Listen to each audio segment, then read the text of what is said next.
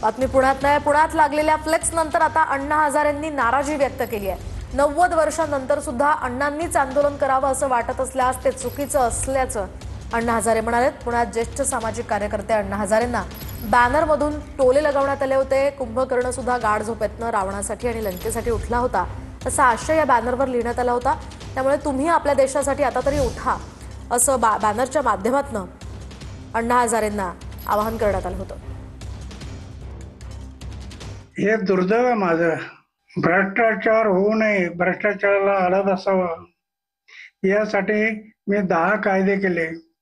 आता अण्णा हजारे 90 वर्षानंतर करत राहावं आणि तुम्ही झोपून राहावं असं जर कोणी अपेक्षा करत असेल ते चुकीचं आहे. अण्णा हजारे जे केलं 10 मागच्या काळात ते आपण करावं असं तरुणांना वाटलं पाहिजे. एवढे वर्ष झालेत, एवढ्यानंतर हा आवाज जो कानावर येतो की अण्णा हजारेने जागं व्हावं.